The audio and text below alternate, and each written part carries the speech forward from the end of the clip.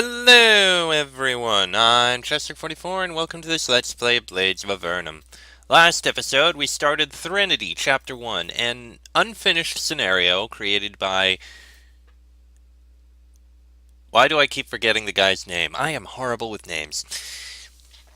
But I do really like him, he's made some really good scenarios. This one's unfinished, sure, but we'll still see, hopefully, some good stuff. As for what's happened so far, well, we only just started, and... we are effectively an apprentice mage working under, well, a pretty powerful mage in an academy, which then proceeded to get attacked by some guys. We managed to escape thanks to the mage's wife giving us a teleportation rod to let us get away, but the teleportation rod was destroyed during the teleportation process. Now we are fuck knows where, and confused and not knowing what's going on. Time to see if we can figure out the answers to that. You walk silently across the flickering tiled floor. Sounds here seem muffled. Although experience tells you they should echo off these tiles, the exact opposite is true. Your memory is as muffled as sounds here. Your mind seems to be having a hard time perceiving this place. You scan over the room once, and when you do so again, it feels like you're looking at a whole new room. You close your eyes and try to envision the room you just saw, but simply can't. The strange walls and tiled floors simply won't stick in your memory, but the one thing that will is a small pool of still glowing water in the center of the room. The pool and the man standing beside it, that is.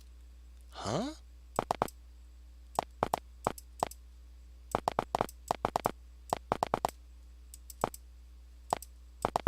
Who is this? The gates silently slide open as you approach. Okay, let's speak with this guy first. There was definitely nobody in the room when you first rose from the table, but now a man in black robes stands staring into the pool here. You shake your head and look again, but he's still there. Where did he come from? Regardless, this man might be able to tell you what's going on here. You approach him, but he doesn't look up until you're standing right beside him. He turns wordlessly to look at you. Shadows cast by his hood obscure his face, but you get the feeling his eyes are staring straight into yours. Who are you? No response. Where are we? We are not here. We are not there. We are neither somewhere nor nowhere, which means we are everywhere. How do I leave? Your bauble is useless here, but you will find that you do not need it. Your mind wishes to return to reality. It cannot grasp this place, and so it will flee. I have kept you here too long already. You will return to your world shortly. The strange man still stands here. You half expect him to vanish as suddenly as he appeared. Why am I here? You have come because you were called. Called? You are to clear the way. I am here to be sure you do so. Do what? What do you want with me? Ask me no more on this. I have done all I can for you. My role in this matter is fulfilled. Is there anybody else here? There are many here. To count them would be to number the stars, but you will not find your friend among them. My friend. You know Aaron. Do not search for him. His time will come just as yours has. This is very strange. The gates silently slide open. This room feels vaguely familiar. It feels as though it could be your room back in Engelman's tower. You inspect the room closely, but can't quite recall why it feels so familiar.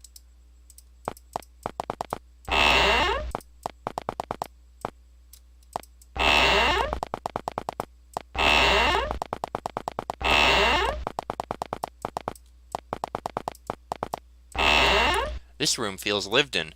The room is no different from the rest of this strange, sterile place, but for some reason you are sure that this is somebody's room. The beds aren't rumpled and there are no belongings in sight, but the feeling persists. Everything seems to be melting away.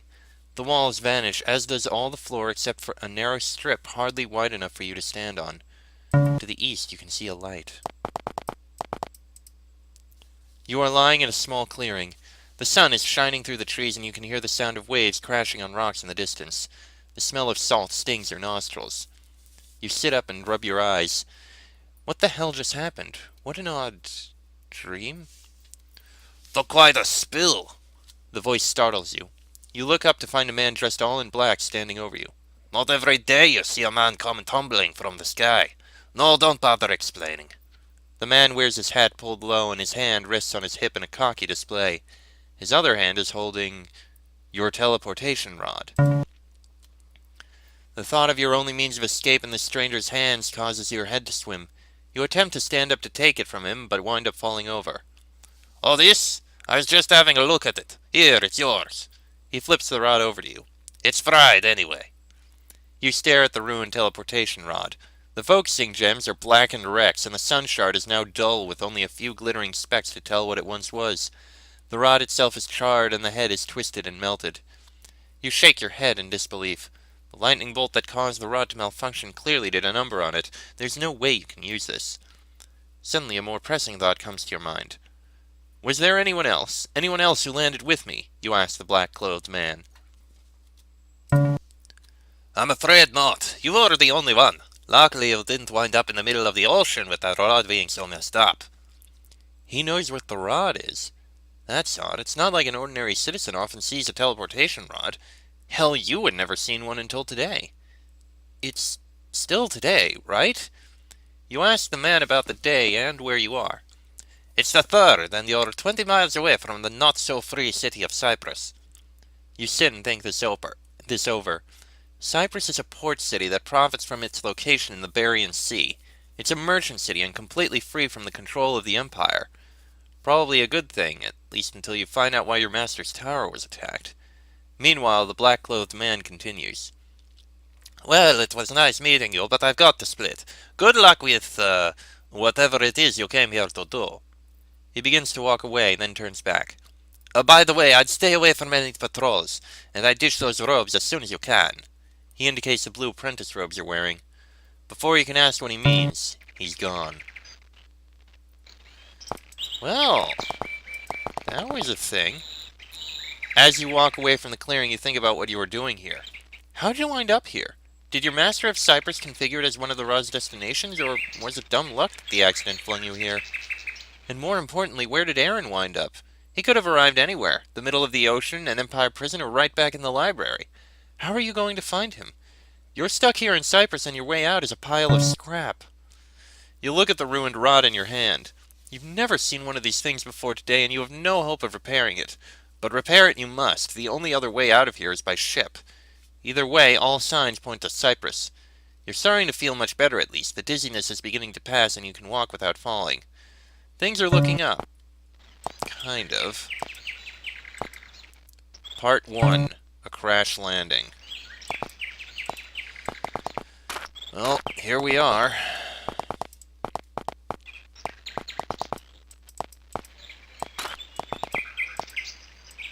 As you approach the bridge, you are stopped and questioned by one of the guards. Something about you concerns him, and he promptly goes inside the guardhouse to fetch one of his superiors. By the time it hits you that these men are wearing blood-red armor, it's too late. The leader emerges with the dripping dagger emblem that you know all too well on his chest, and promptly attacks you without even giving you a chance to surrender. Whoa, okay, hello. 3 archers, 5 hired swords, and 2 blood mages. And I'm a mage. Alright.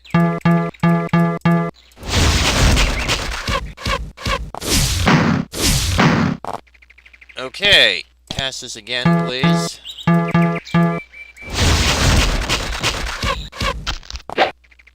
And one more time.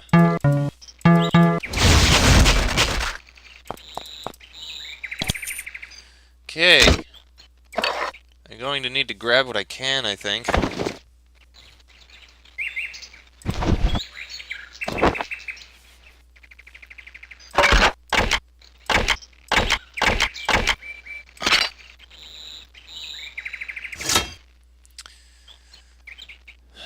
I guess a few things that have some value are going to be useful. What the hell was that about? Those men wore the same emblem and red uniform as the mages that came to arrest your master. Who are these people? You've never even heard of them until today, and suddenly they're everywhere you turn. Only 2 of these men were even mages, and giving that title to those 2 hedge wizards was being quite generous. The men that attacked Engelman's tower were far more powerful, and have doubtless received formal magical training. These men were no stronger than novices. Nevertheless, they are dangerous, and apparently they have it out for you. Even stranger, they were stationed in a guardhouse that no doubt should be manned by men of Cyprus. Well, that got ugly quick. Good show. You whirl around to find the same black-clothed man that found you in the clearing. You eye him warily. For all you know, he set you up here. I would have joined in, but fighting isn't really my cup of tea. You ask him why you were attacked. He points to your robes. The Order doesn't like men of the Conclave. They'll kill you just for wearing the emblem. The sooner you get out of those things, the better. You sure as hell can't go to Cyprus looking like that. I think I know just the people who can help. Come to think of it, they might be able to do something about that gadget of yours, too. You cautiously follow him as he crosses the bridge and sets off to the east. He ignores your inquiries about what's going on. There'll be time to talk when we get to the Sleeping Sentinel. I'm Lucan, by the way. Lucan strides on. What choice do you have but to follow? You certainly have no better idea, and he said he might know somebody who can fix the rod. Okay, so we'll be going to the east. Let me at least put on some of these things so I'm better able to defend myself. I mean, the apprentice robes are actually much better there. Grab that, and at least we have some kind of sword. Oh, I forgot we had that. We'll need to remember that. Ruined ivory rod. Okay. There isn't even anything else around here. That was literally the only way off that island.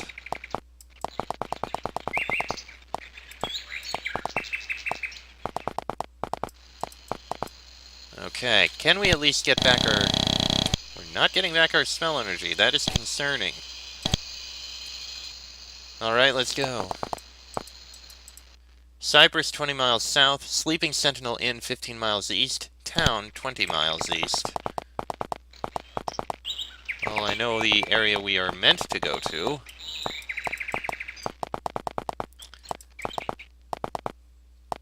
This really does look like an area that's just... It's a port town. There's not much around here. Alright. Lucan picks up the pace as he approaches the inn, and is soon ahead of you by several yards. I have some business to take care of. I'll speak to Terry and then stand aside and let you get your things sorted out. Okay. Well, as I do, explore around the outside first. This is a small roadside inn, not unlike any other inn you've seen. The sign on the door reads The Sleeping Sentinel and features a faded picture of an armored man lounging in his chair with a cap pulled low over his eyes. Okay. Oop. Didn't mean that to happen. I guess we won't be able to check around that side. Ah, darn it. Stop that. Okay, I can't go around that side. Okay, that's that. There's all the trash. Can't look around the back. Okay. This small stone building is set off from the inn. From the smoke billowing out of the windows, you can gather that it is the kitchen. No doubt it's set apart to keep potential fires from burning down the wooden inn. Jillian is still rushing about the kitchen preparing the day's meal. Cooking for an inn is no easy task and takes most of her attention. Terry is your husband? Yes, he is. We originally worked together as cooks, but eventually we saved up enough money to purchase Sleeping Sentinel. We decided that Terry would tend the bar. Between you and me, it was a logical choice. I'm the far better cook. Alright, it looks like this is where we're really going to start seeing the unfinishedness of this. The Inn of the Sleeping Sentinel. This stableboy is busy scooping out dirty hay and laying down fresh hay from the nearby bale. He doesn't set down his pitchfork to speak to you. He is a young and wiry boy, and is in his early teens, you'd guess. He has a mop of black hair and the scraggly beginnings of what could almost be called a beard. Greetings, sir. Do you have a horse that needs caring for? What do you do here? I clean stables and care for horses. In return, I get a salary from Terry and a place to spend the night. I can't really hope for anything better right now, but I want to leave eventually. What do you eventually want to do? I'd like to open an inn of my own, somewhere else, not on Cyprus. Just a dream of mine. I'm probably being fanciful. Oh, come now, that's not a terrible thing to want. You step inside the Sleeping Sentinel Inn and have to stand still a moment to give your eyes time to adjust. The common room is windowless, and the only light is from a few weak torches and some braziers. The inn is floored with dark hardwood, which looks like it hasn't seen a mop in months. At least the oaken tables look a bit cleaner. The innkeeper stands behind the bar on the far side of the room.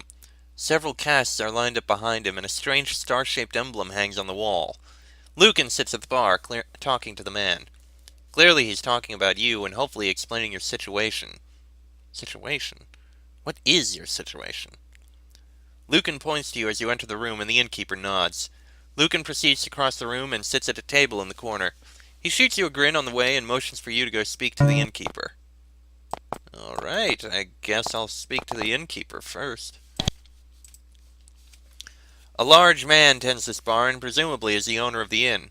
He is a middle-aged man with darkened, leathery skin that's beginning to wrinkle from years in the sun. He takes off his cap to wipe his face, revealing a hairline receding to the point of being fully bald. He offers you his hand, which you shake. I'm Terry. You must be Lucan's friend. What did Lucan tell you about me? Just that you were in trouble with the Order and already had a run-in with a band of them at the bridge. No wonder walking around in robes like that. How is it you made it this far without hearing that the Conclave isn't well loved around here? Well, what do I do about it? First things first, we need to get you out of those robes. Then you're going to need papers to get you into Cyprus, unless you want to live your life out in the countryside here. I didn't think so. Where do I get those things? What I'm about to tell you is not to leave this room. The only reason I tell you is that this is because my enemy's enemy is my friend, and you have already shown that you're no friend of the Order. Lucan has vouched for you, and I trust him as well. What I'm about to tell you should never be discussed in public. To do so is to forfeit your life. If you accept our offer of aid, you must be sworn to secrecy. Will you do this? Very well, I won't tell anybody. It will go poorly, and should you break that promise. He leans forward and continues quietly. Behind me is the emblem of our organization, the rising sun. Behind it is a passage to our headquarters here on Cyprus. Reveal it by twisting the emblem. You'll find the aid you seek there. Be discreet. Not everybody is a friend. Not even here. Terry nods as you sit down and wipes the bar with a nearby rag. What is it? Lucan said I might find somebody to repair my teleportation rod here. Perhaps you can, but that is not something I would know of. Go through the passage behind me. There are men there that know more of these matters. I'm just the doorman. What services can I get here? Oh, you can buy a drink for 5 gold, and I can rent you a room for the night for 15 gold. You won't find a better room between here and Cyprus, and it sure as hell won't be as cheap as here. I'll take the room. Terry takes the gold, counts it, and then pulls a ring of jangling keys from his belt. He removes one of the keys and hands it to you. The room is upstairs, last one on your left. Turn in the key when you're done. Have you seen any other men in apprentice robes? No, I can't say I have. Not since the Order came in and drove them all out. Well, not until you came in, of course. You looking for a friend of yours? You nod. Well, I'll keep a lookout. You thank him. It's starting to look less likely that Aaron landed here in Cyprus. This man is drinking a mug of ale by himself. He has short black hair and is a small, wiry man. Although as you look closer, you realize that although lean, his body is well muscled. He looks up as you approach. Oh, greetings, I'm Hector. I hope you aren't looking for metalware, because I'm sold out. You look at him in puzzlement. Oh, let me explain. I run a smithy back in Ithaca, and I had thought that was why you approached me. Well, if you're not here about business, then pull up a chair. This man is a blacksmith? You have your doubts that this wiry man runs a forge, but keep them to yourself as you take your seat. What are you doing here? I'm here on business. I usually stop by the Sleeping Sentinel once a week and bring the wares I couldn't sell back home. In a small town like Ithaca, there isn't much demand for anything but horseshoes, nails, or fixing pots. I'm not content with being a tinker, so I work on more illustrious products as well, mostly swords and weaponry. Nobody back in Ithaca wants them, so I bring them here and sell them to Terry. What does Terry want weapons for? I'm not sure, really. He's a friend of mine, and a while back he offered to buy my arms, so I agreed. I suppose he ships into Cyprus, or sells them to passing soldiers or any other rare soul that actually needs weapons around here. With all the problems with the order, I imagine it's not hard to find customers. It's getting to the point that on occasion I sell a dagger or two back in Ithaca. Hector motions for you to sit down and calls for another round of drinks. Hello again, Artemis. Good to see you. When are you returning to Ithaca? Soon. I used to stay a few nights here at the Sleeping Sentinel, but now that Irene is pregnant, I'm reluctant to make these trips at all. She says she's all right by herself, but I don't feel comfortable leaving her alone longer than necessary, so I'll be hurrying back. Your wife is pregnant? Yeah, our first child is to be born sometime next month. Hector beams as he talks about it. I'm kind of hoping it will be a boy. I'd like to have a son to teach the trade to, but Irene insists that it's going to be a girl. Either way, it's wonderful. I just hope I don't botch the whole fatherhood thing. A shady-looking man sits across the table from Lucan. He leans close and talks in low tones, but falls silent as you approach. He buries his face in his mug of beer. Whatever it is this man was discussing with Lucan, he clearly doesn't want to talk to you about it. Let's finally speak with Lucan. Lucan sits at the table across from the shady-looking, dark-skinned man. They talk in hushed voices over their mugs of beer. When Lucan sees you, he rises. Have you talked to him yet? Have you talked to Terry? He'll help you out. I already told him about you. I'm settling some business right now, but I'll talk to you once you've finished your business with Terry. Meaning go through the secret path. Okay, not gonna pick any of these locks. We have a key, so we should be able to get in. There we go. There's our room. This is your room. The bed has been made and the sheets look relatively clean. Can't ask for much more from a roadside inn. Do you go to sleep? Yeah. And there we go. I like this roof design. No, don't go to sleep because we've already gone to sleep. Alright. You examine the wall here closely, knowing that there is a secret passage here somewhere. You follow Terry's instructions and turn the sun emblem until it's at a 45-degree angle, then allow it to rotate back. The wall clicks and you push on it experimentally. It begins to swing open like a door.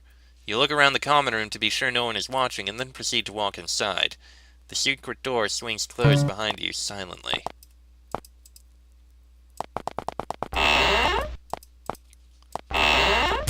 Ow. Okay, not that way. That's gonna be the same thing.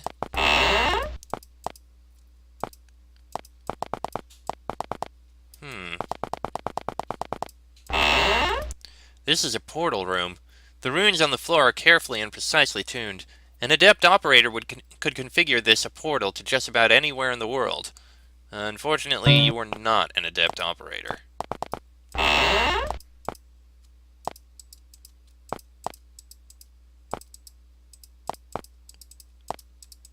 Okay. This is the first man you've seen here. Maybe he can help explain what's happening here, or on this island for that matter. He is intently studying a map of Cyprus that hangs on the wall, but turns to speak to you as you approach. He bears himself like one in a position of authority, and everything about him radiates confidence. Greetings. I am Caius. Terry sent news of your arrival. I understand that you need the assistance of the Sentinels. What aid can you offer? You cannot walk around Cyprus in those robes. The Order will give you problems as long as you do. I have laid out for you some fine clothes that befit a merchant, your new disguise. That will allow you to traverse the land, but you will not be able to enter the city of Cyprus itself without a permit. If any ask, you are here as a merchant from Ithaca. You will find the permit and clothes in that chest. He indicates a box on the east wall of the room. However, if you do not understand the situation here on Cyprus, you will not last long regardless. Why do I need a permit to enter Cyprus? When the Order first became a legitimate power here on Cyprus, one of their first actions was to call a census and require every citizen to register to receive a proof of residency. Without one, you cannot move freely on the island. Merchants must get a permit as well. They cannot unload their goods until they have one, and if they catch you in the city without one, you can be detained or fined. Their stated purpose is security, but in actuality it is greed. The Order gets first look at all goods entering the city, to screen them before they grant a permit. This means they can pick through any cargo and pay what they want for goods. We keep a supply of spare permits for situations like these. It isn't hard to buy one off departing merchants, or bribe an official to receive one. And what's going on in Cyprus? 6 months ago, the Order first appeared on Cyprus. They began as a sort of secret police force. Most of their activities consisted of arresting conclave magi and searching out dissenters. But gradually they gained in strength until they were more powerful than the Cypriot military. That was about 3 months ago, and ever since they have been in control of the island. Trade has slowed, as merchants who once used Cyprus's canal are now choosing longer, more dangerous routes just to avoid the Order and its corrupt dealings. The Order fills its pockets from fines and bribes, and Cyprus suffers. And what is this Order, anyhow? They call themselves the Order of Blood. I am familiar with them from past dealings, but this is the first I've seen of them in nearly 20 years. They came out of nowhere. At first they seemed to take orders from Governor Talos, but now they are definitely running Cyprus on their own. I have my doubts about whether they really came at Talos's request. We have tried to discover where they came from and who they truly take their orders from, but have learned nothing. We know they hate the Conclave and that they saw fit to name their organization after an infamous cabal of dark magi, but the true purposes and goals remain a mystery. Who is their leader here on Cyprus? Their leader is a magi by the name of Alerbus. He behaves like the leader of any bandit group, lining his pockets from public funds and generally harming the people of Cyprus. We know little about him, but the sole purpose of most of his measures seem to be greed. Some of his actions, like arresting and executing conclave wizards, come seemingly from nowhere, and are contrary to everything we know of him. Which is why I believe there is more to Alerbus and the Order of Blood than meets the eye. What's this about the Order's name? Suffice it to say that this is not the first Order of Blood. Thankfully, this group doesn't hold a candle to its predecessor and could very well be simply stealing the name for notoriety. That is all I will say about that. I was attacked by men of the same order back in Cascadaca. Caius listens intently as you relate how you were attacked by the red-robed men back in Cascadaca. You leave out some of the more private details. Attacking the Conclave again, in the very heart of the Empire. Well, this is intriguing news indeed, and only supports my theory that the Order is taking instructions from someone with larger goals than opposing Cyprus. This bears looking into. Caius is still studying the maps hanging on his office's walls. The maps display what must be shipping routes through the Hammercrest Isles. Tell me about Cyprus before the Order came. Cyprus is predominantly a trading city. To the south is Newport, a major trading hub of the Empire. To the north are the rest of the Hammercrest Archipelago, which are rich in resources and are also trading cities. Unfortunately, the other islands of the archipelago aren't so easily reached. The outer rim of the Hammercrest is dangerous to navigate. The submerged reefs, rocks, terrible currents, and stormy weather have caused many a ship to founder. At the center of the islands is Sapphire Bay, a deep, tranquil harbor that is sheltered from the storms by the islands surrounding it. From the bay, one can sail to most any port in the archipelago with little danger. Getting there, however, requires sailing through the rim of the islands themselves, a dangerous task. Until, that is, the Cypriot Canal was dug 300 years ago. Almost every vessel trading in the archipelago now uses the canal, making Cyprus rich indeed. The city has flourished ever since. Who rules in Cyprus? At the moment the Order runs Cyprus, but it used to be the governor who ran the city. Cyprus is a free state, independent of the Empire or any ruling house, as are most of the Hammercrest Islands. The governor of Cyprus is chosen by nobles of the city, most wealthy merchants. Talos' support is failing, as the Order is ruining the island and making life hard on merchants. In short, Cyprus is in trouble. The Sentinels. The name of our organization. There is no need for you to know our purposes for now, just know that the Order are no friends of ours, and here, at least, our interests seem to coincide. Can I join? We trust you enough to offer our aid and to bring you into our headquarters, but that is all. We will help you, but that is as far as we are willing to go.